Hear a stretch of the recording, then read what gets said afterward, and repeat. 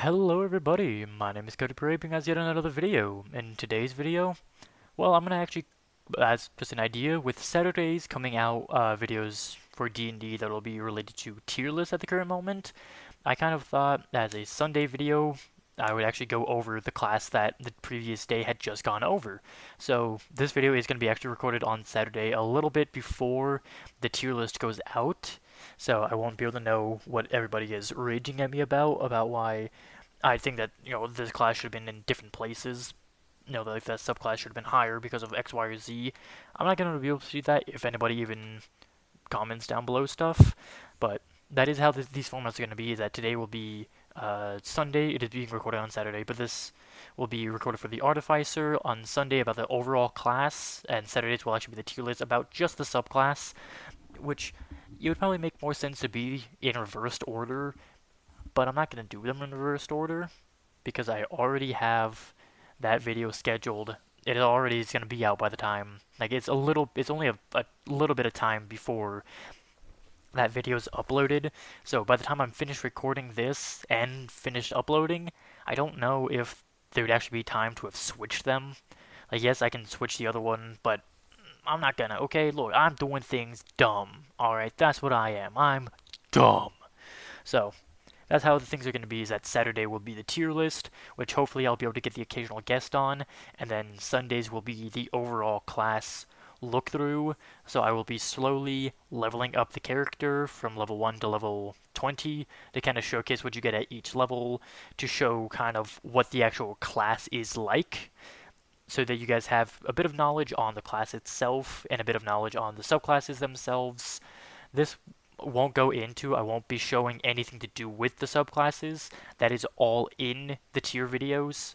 So nothing I talk about in these ones on these Sunday videos will have anything to do with subclasses. I'm not going to go over the subclass. I'm not going to go over the things you get from the subclass as you slowly level up.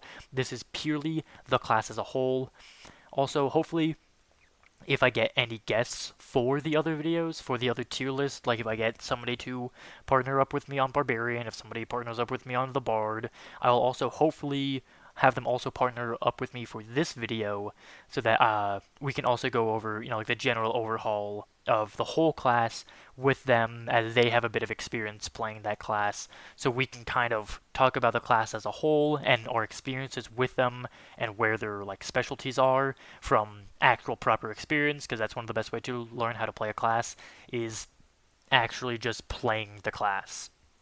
But having a basic understanding before you jump in is certainly going to help you out a lot more than just trying to immediately jump in, especially for spellcasters, who are always one of the harder ones to jump into because spells are a little complicated depending on what you want to be taking. So hopefully that will happen. I will be able to get more tier list out, more general overhaul videos out, and I'll also be able to get guests with me to help kind of explain more, to talk about experiences, and just so that these videos have a bit more life than just me reading off of reading words off a page, horribly might I add, knowing that I can barely speak English, now I have to read.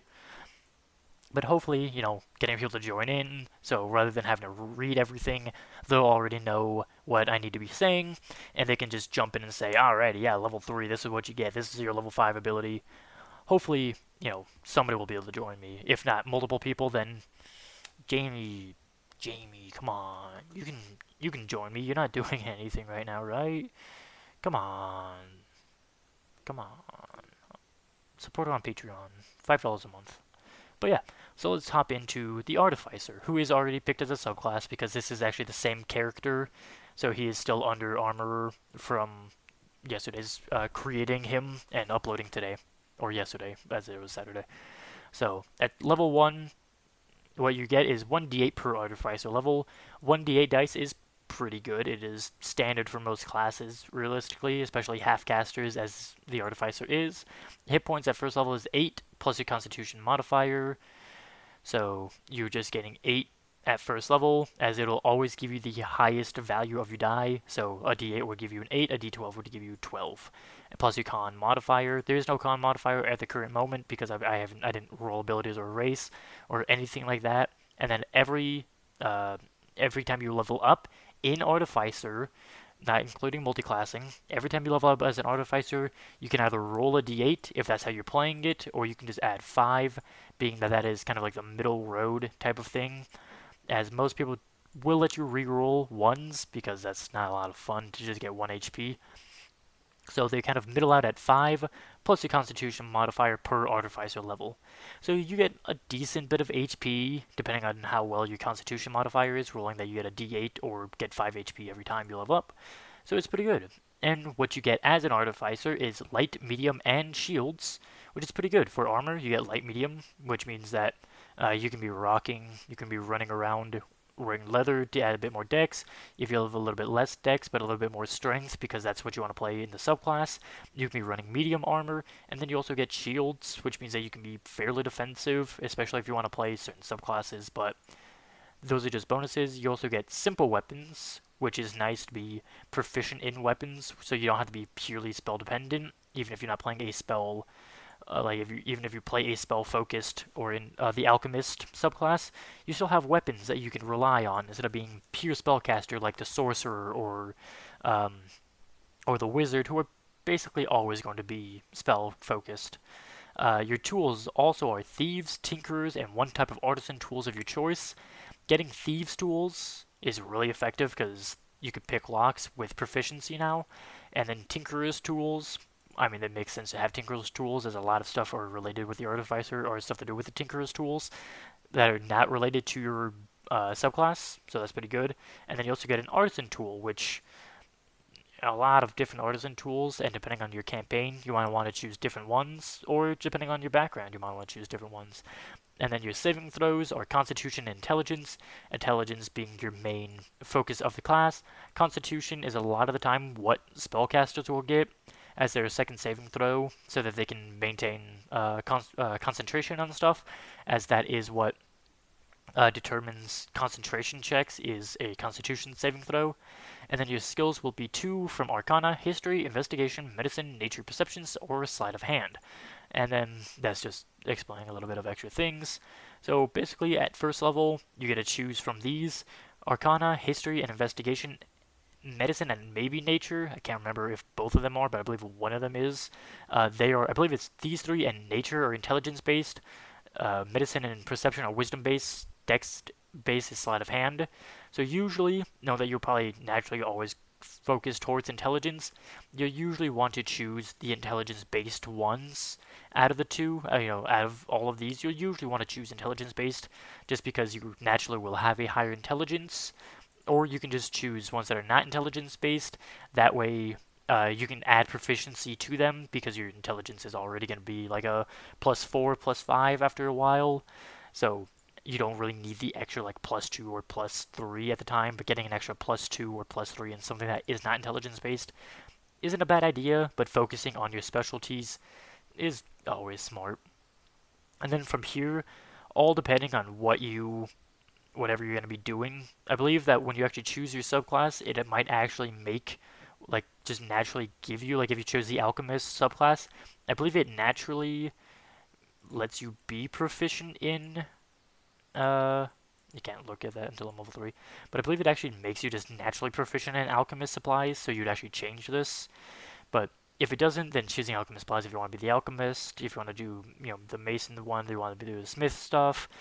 All depending on what you want to do, I'm just going to choose Smith, just because that's what my mouse was over. You'll also get Magical Tinkering. At first level, you'll learn how to invest a spark of magic into mundane objects. Basically, you get to just use this ability. You must have Thieves' tools or the Artisan tools in hand, which you naturally will almost always have, because you're proficient in them, so you usually will want to start with them.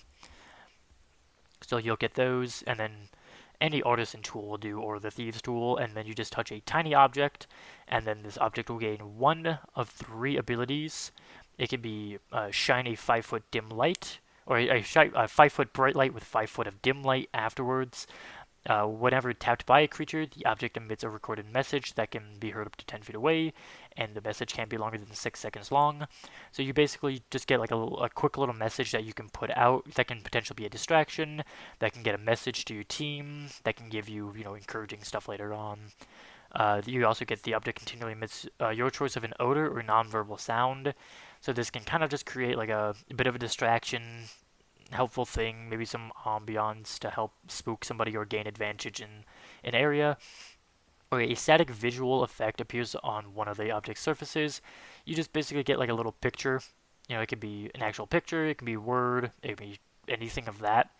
And then it's just there, lasts forever until you end it.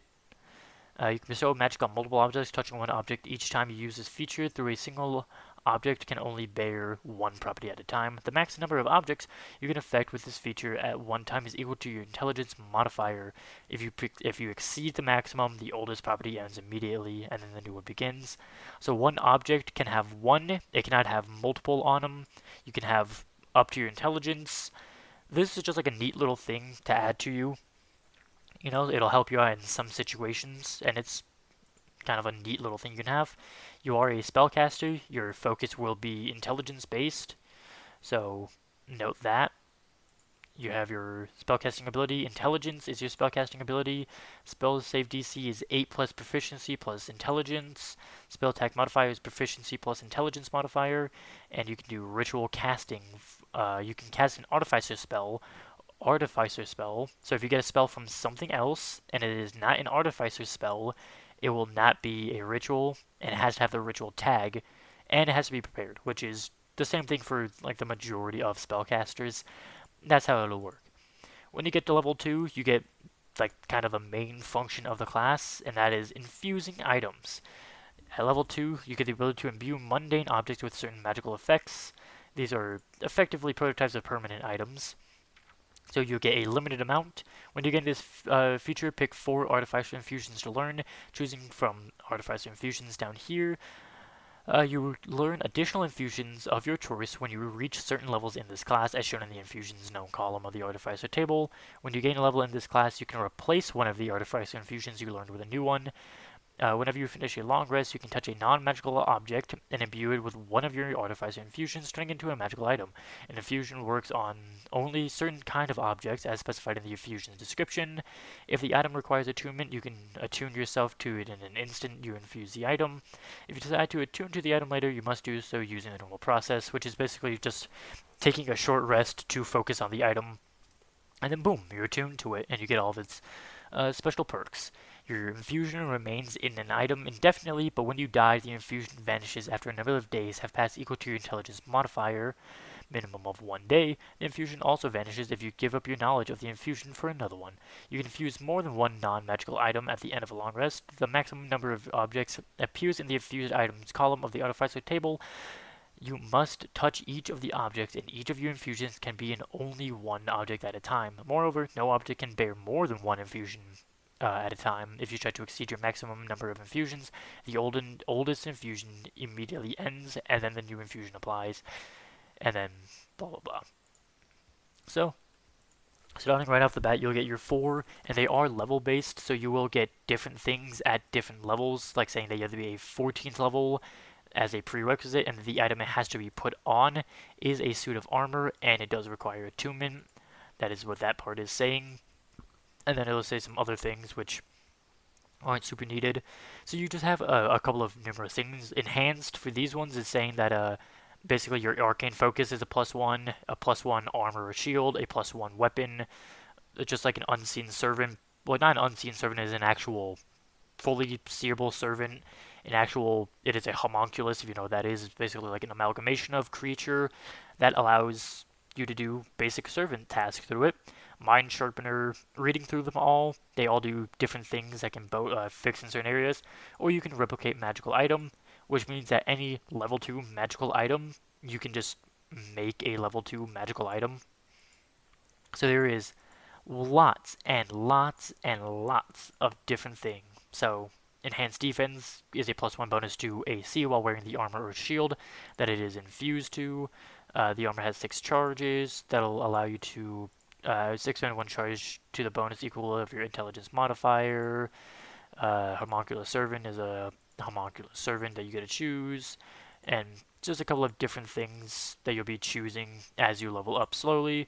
At 3rd level, as you see, it actually unselected what I had chosen because you naturally become proficient in other things, so it actually adds something depending on which one you choose. But we're not going to be looking at that right now. What we're going to be looking at is the main thing that all artificers get at 3rd level, which is the right tool for the job. At 3rd level, you learn how to produce exactly the tool you need. With these tools or artisan tools, you can magically create one set of artisan tools in an unoccupied space within 5 feet of you. This creation requires 1 hour of uninterrupted work, which can coincide with a short or long rest. Though the product of magic, the tools are non-magical and they vanish when you use this feature again. So that's just saying that if you ever need, like, I have smith's tools and thieves tools and what are the other natural one, tinkerers. So basically, if I need to use woodcarver's tools, if I need to use pottery, if I need to use alchemist tools, I can just, within 1 hour of uninterrupted work, I can create that magical tool set, and then I can just use that as a function until I use the feature again, and then it disappears. And from how this is reading, it never actually says that this goes away. So this is magically created, and then the second you use it again to create a new one, that's when the old one disappears. So basically, I would assume that it's until you die, it is always created. You will always have that potter's tool until you create a new tool set. So be it that you can do a lot of different things with different tools, and certain tools will be needed in other areas, it is rather strong and really adds to the fact that the Artificer is just like a creation class. They're supposed to be making stuff from time to time and helping out there. At 4th level, nothing new here. At 4th level, the main thing that you see is that, as with basically every other class, you get an ASI, or you can choose a feat, ASI, ability, score, improvement, or you can choose a feat. Basically, when you're choosing an ability score, you can increase 1 by 1. So I can choose to increase Charisma by 1 point, and I can choose Dex by 1 point, or I can choose Charisma both times and increase my Charisma modifier by 2. So however you want to do this, whenever you want to choose them at certain points, you get them at 4th, 8th, 12th, 16th, and 19th. I believe the fighter actually gets it more often, so just a neat little benefit. At 5th level, that is normally something that is something that you get from your subclass, so nothing new naturally from the class itself. At 6th level, you get tool expertise, which means that any proficiency bonus is doubled for any ability check that you have proficiency with the tool. So every tool that you're proficient in, which will be the 3 that you get at the start, they now get to add your proficiency bonus twice, as that is what becoming an expert in that means, is that proficiency bonus is doubled. So pretty nifty, know that you'll probably be using your tools fairly often, as long as your DM actually gives opportunities. The Artificer is one of those. It can be extremely good if it's like you need to be using your tools quite often. But if you're in a campaign or your DM is just like never having an opportunity to use your extra tools and stuff, it kind of makes the Artificer a little bit lower in that fact. So it is a little campaign directed. Is, are you actually going to be using a lot of tool related things or no? Because if you aren't, well, then you don't get a lot of stuff, unfortunately. At 7th level, you gain the ability to come up with solutions under pressure. Ooh. When you or another creature you see within 30 feet of you makes an ability check or a saving throw, you can use your reaction to add your intelligence modifier to the roll. You can use this feature a number of times equal to your intelligence modifier, minimum of once. You regain all expended uses when you finish a long rest. By level 7, you probably will either have 4 or 5 intelligence, which means that you can use this 5 times. And you can also just use your reaction to see that your friend who might have just failed that saving throw, you can just add your intelligence modifier, which is 4 or 5, on top of that ability check or saving throw, which a +4 or +5 is a huge gain when it comes to ability check and saving throws. Maybe not to other things, but this is definitely one of those areas where even a +1 is a huge increase. So getting a 4 or 5 increase from a 16 to a 20 or 21 that you just rolled, essentially, massive gain. Also, something else at 6th level is, along with your 4 level 2 choices, you now open up to level 6 choices, which will keep any level 2 ones that you haven't chosen, and you also get a couple of things that are level 6 like dependent on level 6, which will be Radiant Weapon, Repeating, Repulsion, and a couple of other things as you can see here. And also if you chose to replicate Magic Item at level 6, you'll have the level 2 options and level 6 options, which will be a couple of extra things. So if you want to choose any of those, you can, and they're now added to your pool. But do note that if you're going to be changing one of your level 2 options, it is only a level 2 option. And if you choose a level 6 option, they can be level 6 or 2. Level 2 options are level 2 options. So don't think that the level 2 option, you can then choose a level 6 option, because those are things that you knew as as the beginner stuff. They cannot increase overall. They will only ever be that level. Level 8 gives you the level 8 ability score. At level 9, what you'll gain, still nothing from here, as I believe the next one is at, it should be coming up actually, nothing at level 9. I believe that's something that you get from your subclass.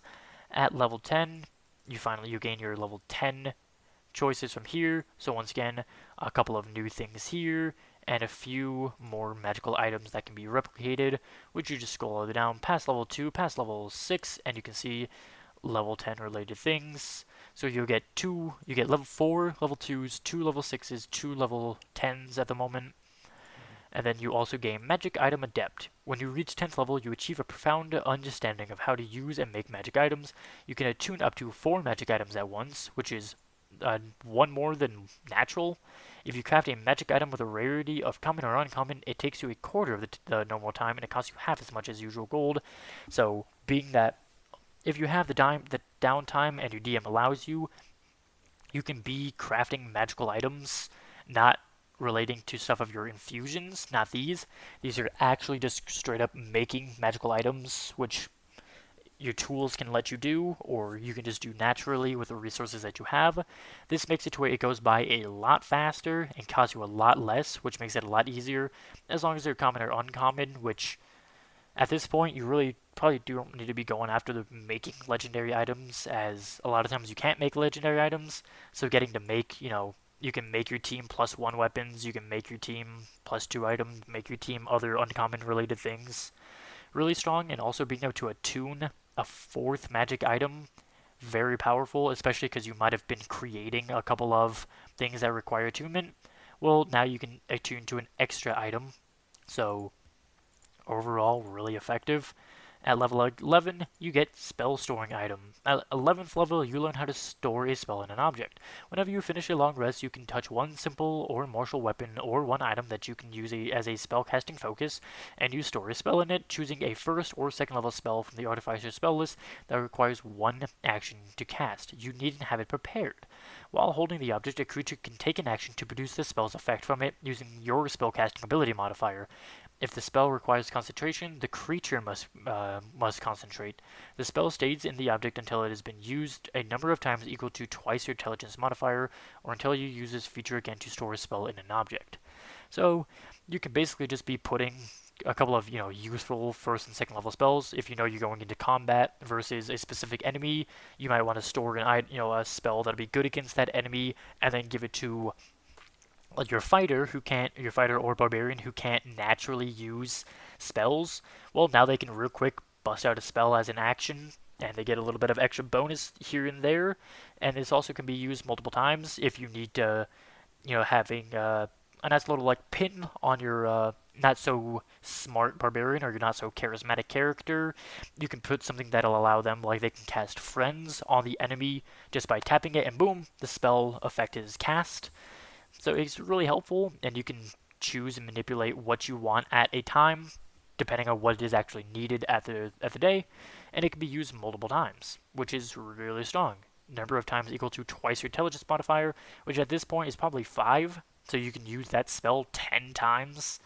So you can just be, actively using that over and over and over again as a spell. So yeah, it's pretty strong, I gotta say. I haven't said that in a bit. At 12th level, you gain an ASI or feat, so nothing really new there. It's no 12th level things here, so nothing to really worry about with your Artificer infusions. At 13th level, you gain nothing. I believe that is nothing actually overall at 13th level. And at 14th level, Magic Item Savant, you can attune up to 5 magic items at once, and you ignore all class, race, spell, and level requirements on tuning to or using a magic item. So if you're playing a character that, like you're playing an elf, and you want to have something that only a dwarf can attune to, well, now it doesn't matter. If you're a dwarf who wants to attune to an elf item, now it doesn't matter. If a spell can only, has to have a certain requirement to it, well, now you don't need it. If it has to be wielded by a wizard or wielded by blank, guess what? It doesn't matter. So they are definitely one of your characters that is just very focused on item and item related things, between their infusions and between creating items and all their different tools, and then losing or being able to ignore all restrictions and requirements on stuff is pretty powerful. It's pretty strong, guys. And also, you gain your 14th level options, which will be a couple more here, and of course, replicate magic item. Scroll all the way to the bottom, and you get a couple of different 14th level related ones. I believe that this is the last level that you gain Artificer related Artificer infusions, but remember, every time you level up, you can choose, you can change infusions, as that is what it's supposed to do.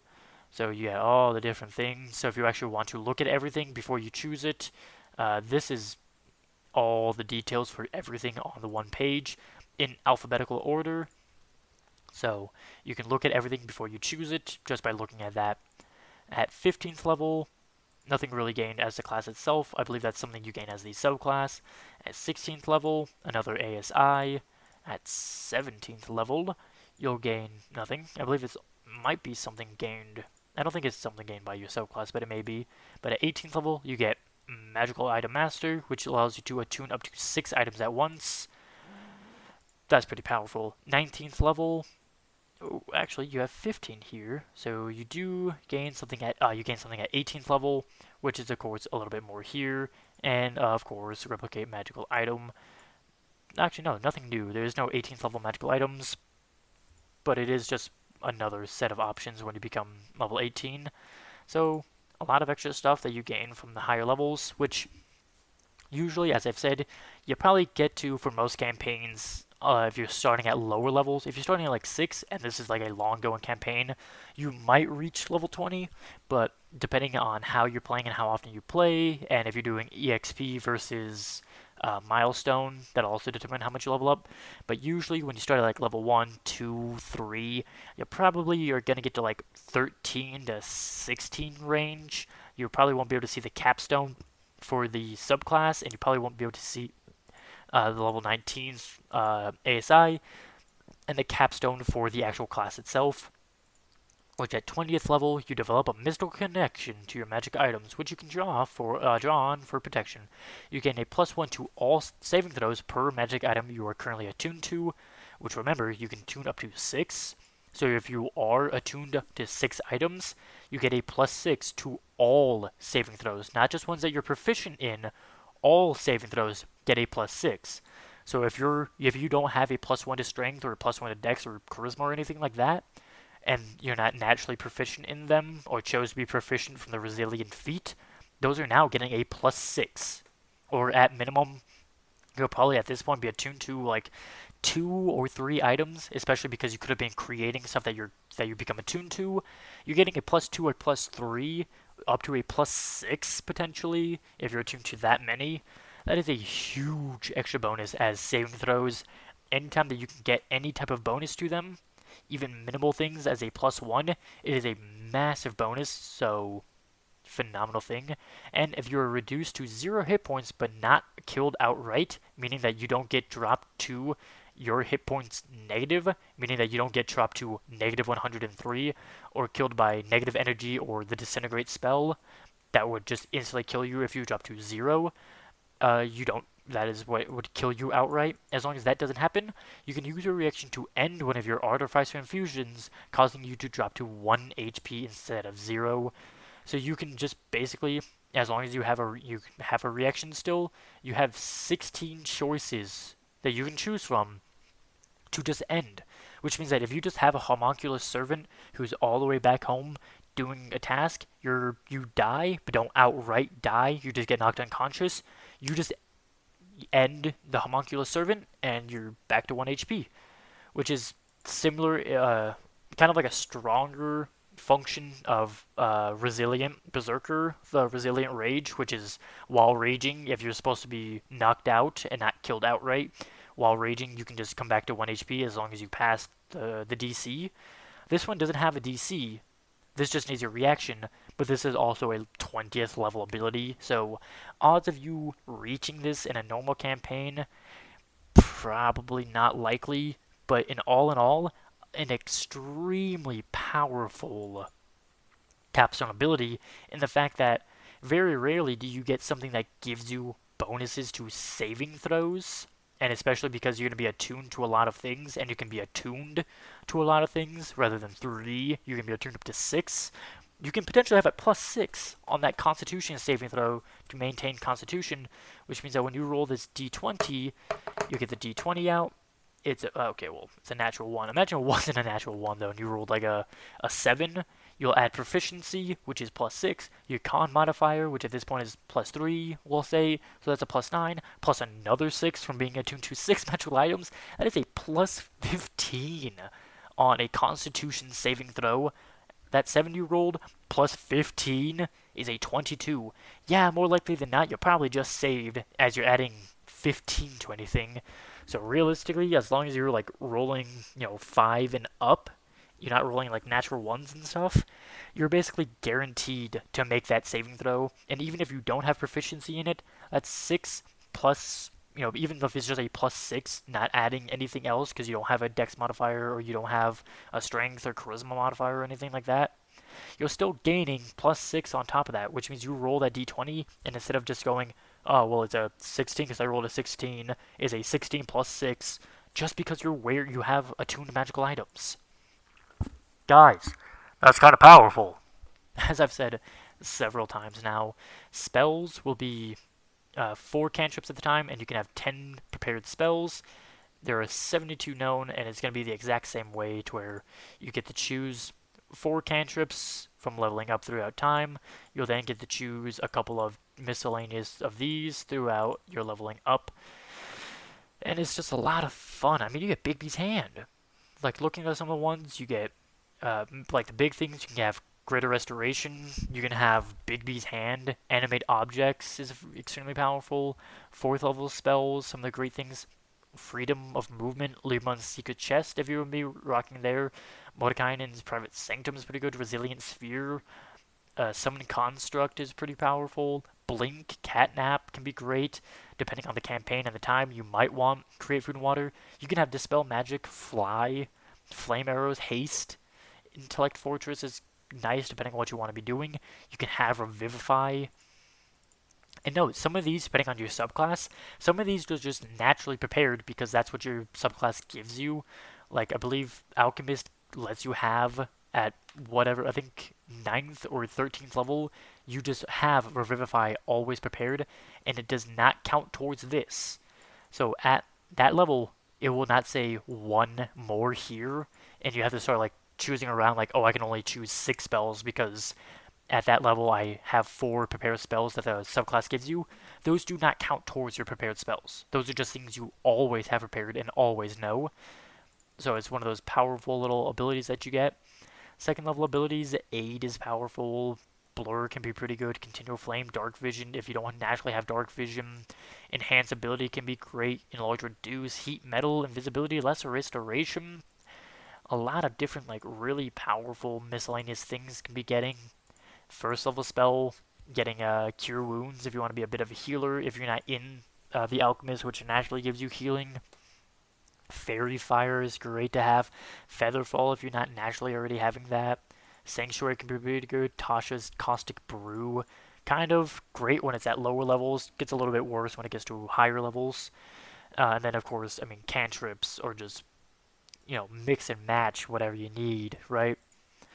All in all, you get some pretty good stuff. Optional class feats. There are no optional class features for this class, unfortunately, but later for other classes there are, and those are ask your DM if you're allowed to do those. Don't just automatically assume that you can because you have Tasha's Cauldron of Tasha's Cauldron of Everything, the book, which allows that, and the Origin Changer.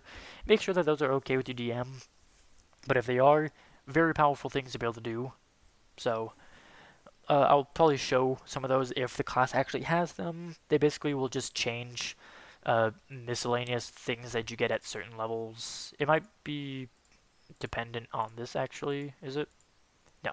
So you get all those, and then of course, depending on your actual thing, 15th, 15, 9, 5, and third level, of course. You'll also get things related there depending on your subclass. So all in all, the Artificer is a class that is designed to be hoarding a lot of like miscellaneous tools. They can be proficient in a lot of tools. They're an intelligence-based they're an intelligence-based class, and you'll probably want to be focusing a little bit on Constitution, and then depending on what your subclass is, you probably want to focus on Dex or Strength, because if you're doing Strength because you want to be the Armor or the Battlesmith so that you can hit kind of hard, maybe you want to be a little bit stealthier, or if you want to wear Light Armor as your go-to armor, you can have the Dex there. Wisdom on a spellcaster, usually, Strength isn't going to be overly necessary, but it can be, all depending on what your subclass is and how you want to play this class. But Intelligence and Constitution will usually want to be the ones that you focus on the most. Intelligence because that is your focus of stuff. And actually, you probably don't need the Strength or the Dex because you actually don't need to add that as the attack modifier for the other two classes that are related with physical attacks, because you actually get to use your Intelligence modifier anyways. So you can actually just focus a lot on Intelligence, Constitution for health, and to help with saving throws on concentration checks. And then having like Wisdom as like a third, or Dex as your third. Dex so that you get a little bit of extra defense, and Wisdom because that's also a very common saving throw. Dex and Wisdom are very common saving throws related things. So you also want to have those kind of high. Strength, probably not the most necessary thing to have. Charisma, also not probably the most necessary thing to have. Because you can probably have, if you have a charisma-based spellcaster, such as the Warlock, the Bard, or the Sorcerer, who are charisma-based characters, you can probably let them focus on the charisma-related things. You can probably let your Barbarian or your Fighter focus on the Strength, let your Rogue or Ranger focus on the Dex. But being the intelligence-based class, especially if you don't have a Wizard, or just also being the second intelligence-based class, if you do run a Wizard in your party, just a very powerful class overall, being intelligence-based, which only the Wizard is the only other primary focus of that. And then also being a tool expert and getting to create items for your team and getting to have more magical items attuned to yourself, so you can be a little less, pick and choose. You can actually say, oh yeah, everybody else is too attuned to too many things. You can just real quick be like, yeah, I can have 4 magical items, so I'll real quick attune to that because, well, if nobody else is attuned to it, then why not be attuned to it, right? So all in all, reading over more of the Artificer abilities and seeing some stuff to do with his subclass, I would need a bit more playtime with it to change where I put it in my ranking of the subclasses. But I would definitely keep him in like a strong B. He's really good in the right campaign, because if you're going to be relating to a lot of stuff that has to do with tools and you can get a good bit of magical related things, you have the downtime to create magical items rather than just infusions of actual magical items. Your DM gives you the time to do that. You're not like a battle focused campaign or like a one shot type thing where you're doing like an actual pre-made campaign. Then the Artificer can be extremely powerful. So there's no reason not to play an Artificer if that's what you want to play. Any of the subclasses, they're all pretty good. Alchemist, in my opinion, is the lowest one. But of course, as with everything else, time is something that's very needed. I haven't played them. The playtime I don't have too much in. And also, what campaign are you in? Because the Alchemist can be phenomenal, just like the Artificer can be phenomenal in the right campaign, depending on what campaign you're in, what the setting is, what your DM allows. So, double check on everything to do with that before you really come down to it. Because if you want to be an intelligence-based Artificer who's doing stuff related to wood carving, but then you're in, a one-shot campaign where everything is in a dungeon, where you never get to use your woodcarver tools, and there isn't a lot of downtime to be making magical items or to be making potions, Well, the alchemist and the artificer probably aren't going to be your first choice, but if you are, you're going to have a lot of free time to make magical items, to be able to collect a lot of magical items, to really get your team, specific magic items that they need, a campaign that has a lot of things that are related to different tools that can be used at different times. And the artificer is an easy S tier, but not every campaign is going to be skewed towards an artificer. But you could probably roughly get a good solid B tier. They'll be a great class to have as a background class, and they'll also be a great class to have in the right campaign, but in the wrong campaign, they're not going to be used at all. So choose them, choose at your own risk. It is your cautious tale that the Artificer can be good in the right campaign. So if you choose the Artificer and you say, oh, Cody, this was horrible, I never had any opportunity to do all these different abilities, well, that's not me saying that the Artificer was super good. That's me saying, look, it wasn't good in that campaign. But then you also come to me and say, Cody, how could you give this such a low rating? It was phenomenal in this campaign because I had a lot of time and a lot of resources to do everything. Well, yeah, that's because you had a lot of time to do Artificer-related things. If you only, it's pick and choose. Sometimes you get really good parts, sometimes you get a really bad part. That's the majority of classes. There isn't always going to be, not every class is always going to be needed at every point in time, but sometimes you might get lucky and you might have the campaign that the Artificer is the MVP of the campaign. And this is also not taking into play any of the role-playing aspects, because you could be playing your Artificer this way inside battle and outside of battle. That's all your opinion. That has nothing to do with the Artificer. Just because your Artificer is super brash and hates people, or your Artificer is super nice and friendly to everybody, that has nothing to do with the Artificer. That's you as a player. So this is me looking at the Artificer as a class being used in roleplay, as in using the actual checks and stuff, not how you roleplay, but just using outside of combat, and how they are used inside of combat, and what their utility-based stuff is, not how you play them and how you roleplay, because those are not class dependent, those are you dependent.